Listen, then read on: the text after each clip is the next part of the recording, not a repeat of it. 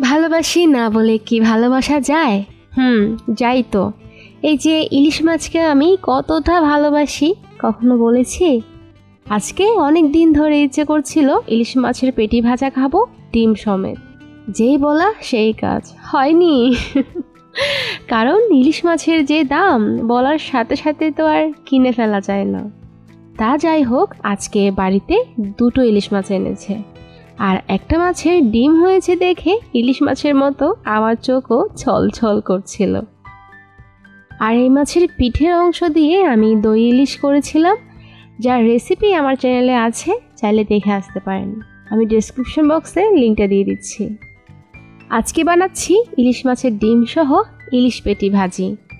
বাঙালিদের ইলিশ মাছ পেলে কি আর কিছু লাগে? তা যদি আবার ডিম সমেত হয়। একটু নুন, হলুদ আর একটুখানি মরিচ গুঁড়ো দিয়ে ইলিশ মাছগুলো ভালোভাবে মেখে সর্ষের তেলে আমি ভেজে নিয়েছি। গরম ভাতের সাথে সর্ষের তেল, বোম্বাই মরিচ আর ইলিশ মাছ ভাজা, একটা অসাধারণ স্বর্গীয় কম্বিনেশন। তবে আমার প্লেটে আফসোস ছিল শুধু একটা বোম্বাই মরিচের। যারা বোম্বাই মরিচ খেতে ভালোবাসে তাদের কাছে গরম ভাতের সাথে এই ইলিশ মাছ ভাজা যেন অপূর্ণতাই থেকে যায়। গরম ভাত আর ইলিশ মাছ ভাজা, সাথে ইলিশ মাছ ভাজার সর্ষের তেলটা কিন্তু মিস করা যাবে না।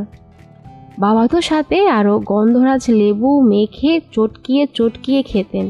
ছেলেদের লেবু একটু বেশিই পছন্দ, তাই না?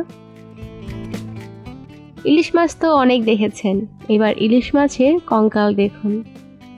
এজন্যই হয়তো বলে মা ইলিশ না কিনতে, কিন্তু আমাদের তো উল্টো দিকটাই বেশি পছন্দের।